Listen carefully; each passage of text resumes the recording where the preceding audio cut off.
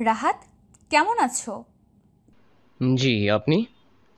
হুম, চিনতে পেরেছো তাহলে? হঠাৎ ৩ বছর পর নিজের প্রাক্তন প্রেমিকার সাথে শপিং মলে দেখা হয়ে যায় রাহাতের। রোকসানার সাথে দেখা হওয়া মাত্রই রাহাতের চোখ গিয়ে আটকায় রোকসানার ঠোঁটের দিকে। রোকসানার ঠোঁটজোড়া ভীষণ মলিন আর শুকনো হয়ে আছে। এই শুকনো নির্মল ঠোঁটজোড়ার মাঝে আজ থেকে ৩ বছর আগেও মিষ্টি হাসির ঝলক ছিল, যেই হাসিটা নিজের চক্ষুদ্বয় দ্বারা প্রত্যক্ষ করার পর আর কোনো দুঃখ রাহাতের মনের মাঝে ঠাঁই মিলত না। রাহাত সেই দিনগুলোর কথা ভাবতেই কেমন যেন অতীতের ঘোরে হারিয়ে গেল। রাহাতকে অতীতের ঘোরে হারিয়ে যেতে দেখে রোকসানা আবারও রাহাতকে উদ্দেশ্য করে মৃদু বেসুরো কণ্ঠে বলে উঠল, কি হলো? কোথায় হারিয়ে গেলে? ও, সরি। আসলে আমি একটু ভাবছিলাম, তা হঠাৎ করে এখানে কেন? এই একটু প্রয়োজন ছিল, তাই আসছি। তুমি এখানে কেন? এই বাজার করতে এসেছিলাম একটু। হুম, কেমন কাটছে দিনকাল? এই তো চলে যাচ্ছে। তোমার কেমন কাটছে দিন? আমার এই আর কি, কাটছে। তা তোমার স্বামীকে দেখতে পাচ্ছি না তো। সে আসেনি তোমার সাথে? হুম, আমি একাই এসেছি। তুমি বিয়ে করেছো শুনলাম। অনেক তো মিথ্যে মায়ের পেছনে ছুটে সময় নষ্ট করলাম।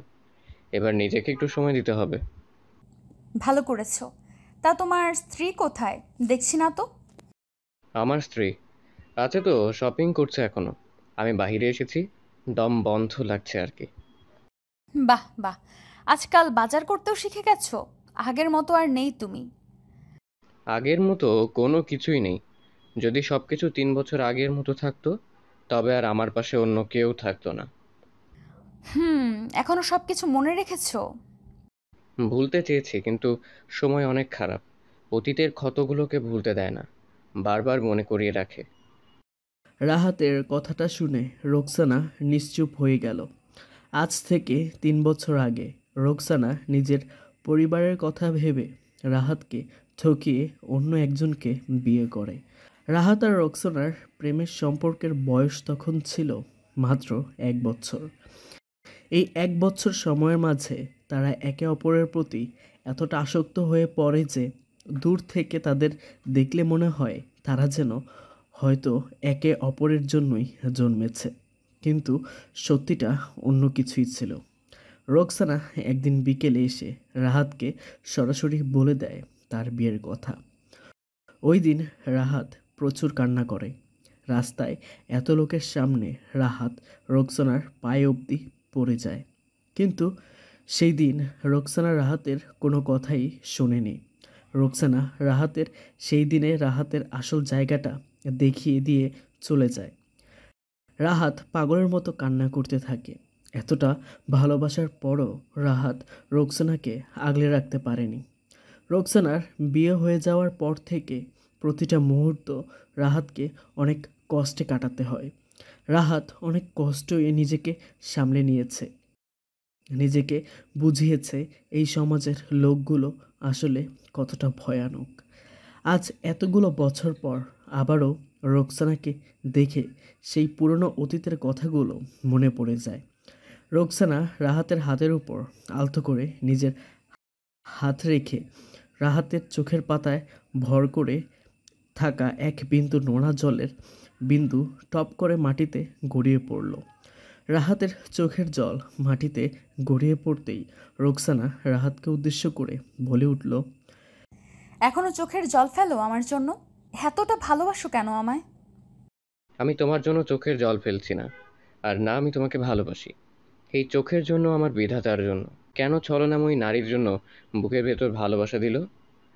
এমন করে আমাকে অভিশাপ দিও না প্লিজ। বিশ্বাস করো, তোমার এই অভিশাপ আমার পুরো জীবনটা শেষ করে দিবে। বললাম তো, আমার কোনো অভিযোগ নেই তোমায় নিয়ে। আর তুমি তোমার মতো সুখে থাকো, এই দোয়াটা আমি সব সময় করি। হুম, ক্ষমা করে দিও আমায়। তুমি যদি আমাকে মন থেকে ক্ষমা না করো, তবে আমি সারা জীবন ধরে অশান্তিতে থাকবো। প্লিজ আমাকে ক্ষমা করে দাও। ক্ষমা? সেটা তো তোমাকে অনেক আগেই করে দিয়েছি। তোমাকে নিয়ে আমার ভিতর কোনো অভিযোগ নেই। আমার সকল অভিযোগ বিধাতাকে নিয়ে।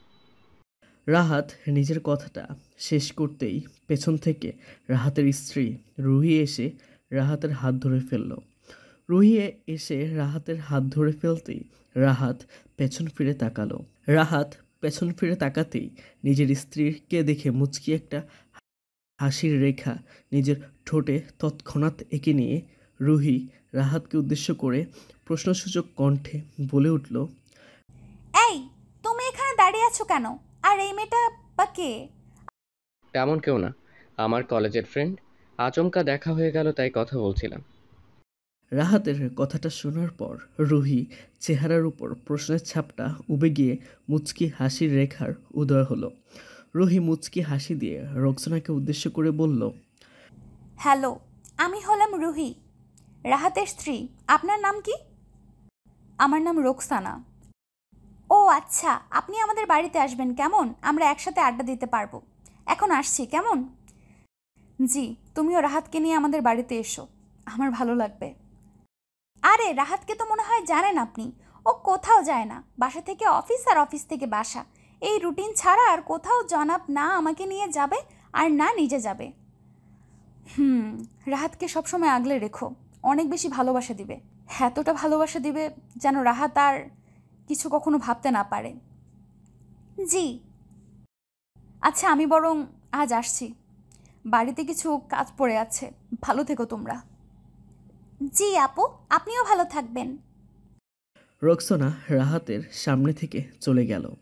রোকসানা চলে যাওয়ার পর রাহাত একটা দীর্ঘশ্বাস ফেলল। রাহাত নিজের স্ত্রীকে সাথে নিয়ে বেড়াতে যায় শপিং মলে। বাড়িতে এসে রাহাত প্রথমে ফ্রেশ হয়ে নিল।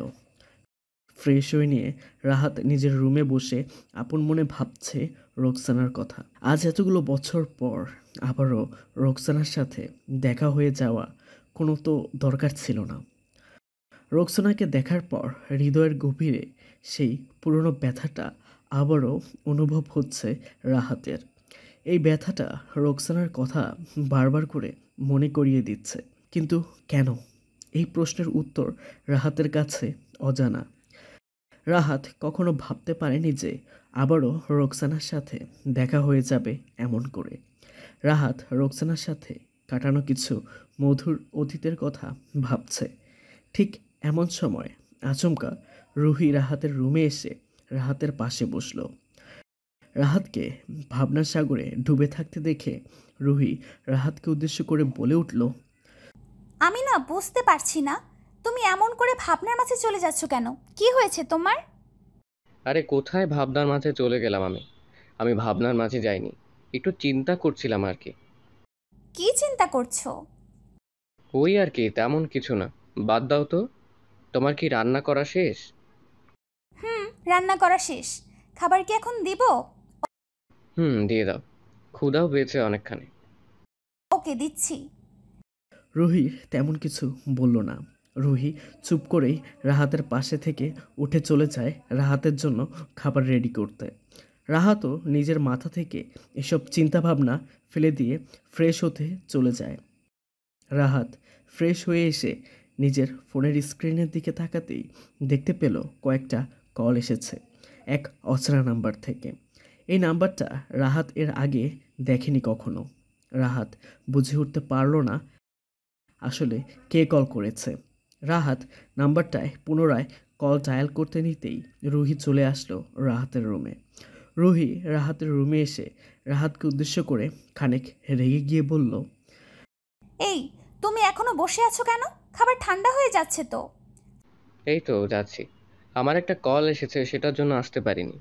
এক্ষুনি আসছি আমি।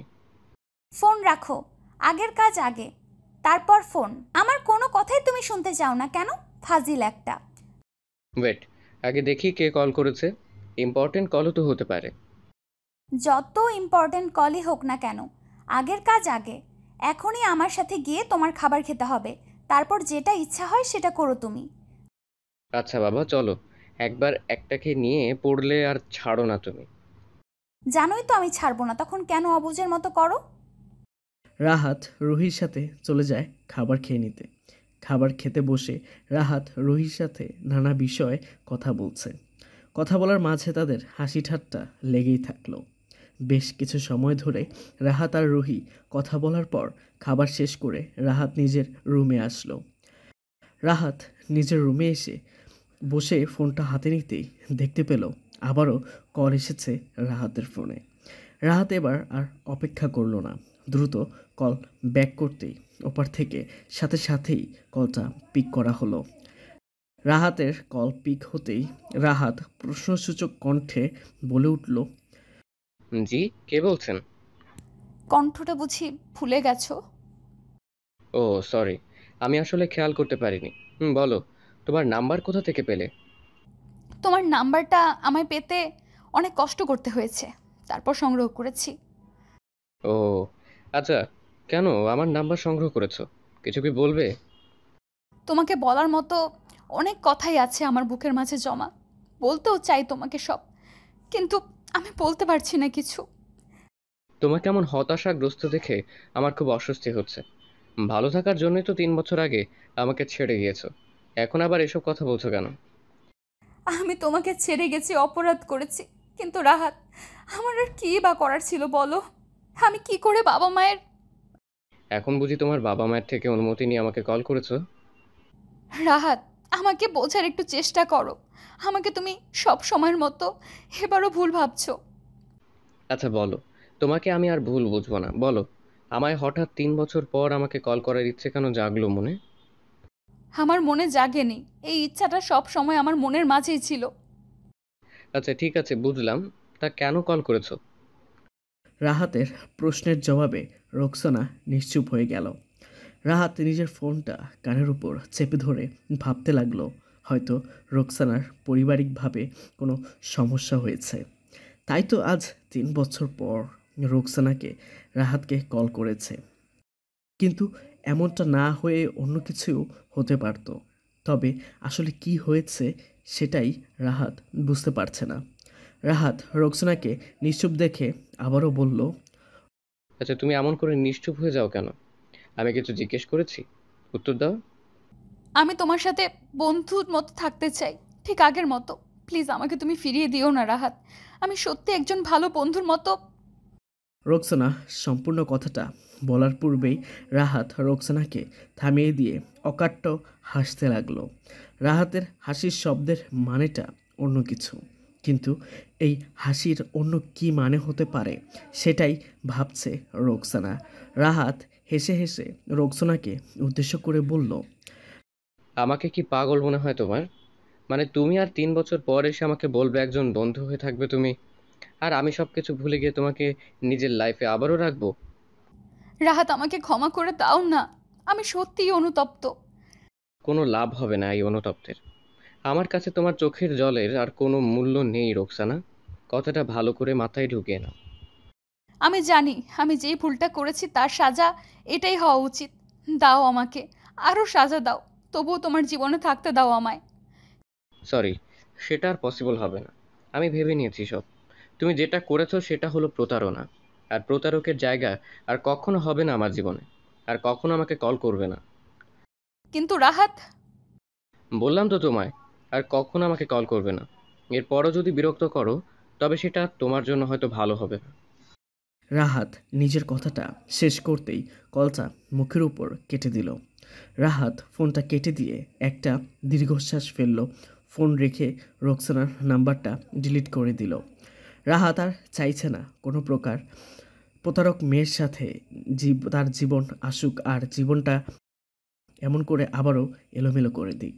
রাহাত এখন নিজের স্ত্রী রুহিকে নিয়ে খুব ভালো আছে। রাহাতের আর কাউকে প্রয়োজন নেই। ধাক্কা, আঘাত আমাদেরকে একটা করে শিক্ষা দিয়ে থাকে। নিজেকে বদলে নিতে হবে, তবেই সফলতা আসবে। আজ থেকে 3 বছর আগে এই রোকসানার পায়ে অবধি পড়েছিল রাহাত। তখন এই রোকসানার মনটা গলেনি। আর আজ কিনা এই রোকসানা সামান্য চোখের জল দেখে রাহাতের মন গলে যাবে, সেটা কখনো সম্ভব না। রাহাত রুহিকে ডাকলো। রুহি রাহাতের কাছে আসতেই রাহাত রুহিকে শক্ত করে জড়িয়ে ধরলো। ভালোবাসা এটাকেই বলে, যে ভালোবাসায় বিচ্ছেদ নামক শব্দ আসবে না। ভালোবাসা এটাকেই বলে, যেটায় কখনো কোনো বাধা আসবে না। বেঁচে থাকুক ভালোবাসা। রাহাত আর রুহির জন্য দোয়া করবেন সবাই, তারা যেন সবসময় ভালোবাসায় থাকতে পারে। হ্যালো বন্ধুরা, আমি প্রিয়াঙ্কা। আশা করি সবাই অনেক ভালো আছেন। তো সবাইকে কিছু কথা বলতে আসলাম। আপনাদের ভালোবাসা পেলে এমন সব ভিডিও আরও উপহার পাবেন, যেভাবে প্রতিদিন আমি দিয়ে আসছি। ভিডিওগুলো বানাতে অনেক কষ্ট হয়, আমি জানি। এই ভিডিওটি অনেক মানুষই দেখবেন, তাই শুরু করার আগে কিছু কথা বলতে চাই। আপনারা যদি ফেসবুক থেকে দেখে থাকেন তাহলে অবশ্যই একটা লাইক এবং ফলো করে দিবেন। আর যদি ইউটিউব থেকে দেখে থাকেন তাহলে অবশ্যই সাবস্ক্রাইব করে দিবেন।